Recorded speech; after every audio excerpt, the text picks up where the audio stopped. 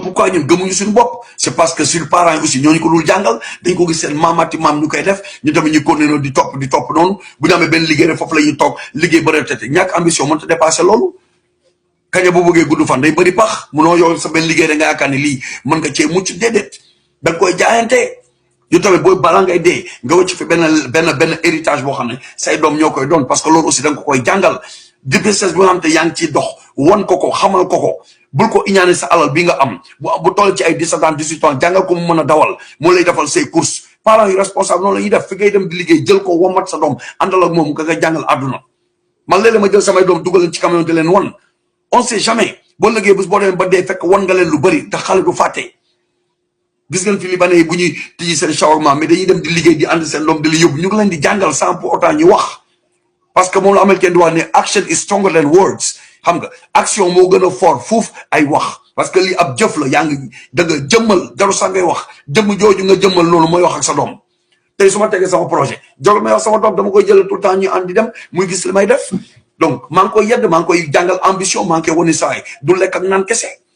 jëmal am si if bopp ba man mi sa bàyyi fexe naa ba tabax sama étage waaye tamit yow tamit bàyyi ci xel un jour dina ñëw di nga teg sa am say doom fexeel tamit boo yow sa nga am sa alal bopp projet boo bëgg a def mun nga ko def lépp ci nit ak discipline ak jaayante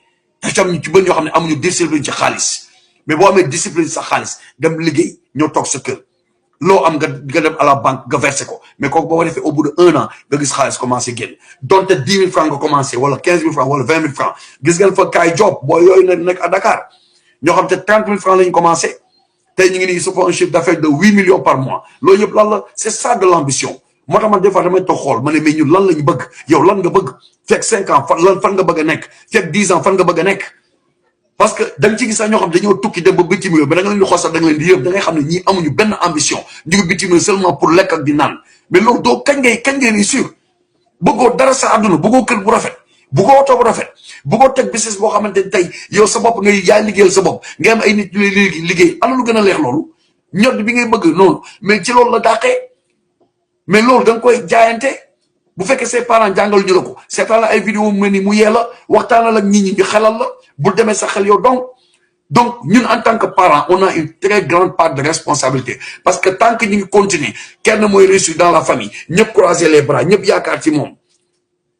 liñ naan juróom-ñeent baadoolo boo leen bëggee boo leen jéem a dimbali yaa ngi li fukkeel mais loolu woon dal ñun on est maudit parce que ba léegi Sénégal loolu lay doxee buñ la gis sax nga nekk bitim réew sax xoolal da nga gis ñu commencé di jooy de la woo de la ñaan xaaj parce que loolu la ñu jàngal nit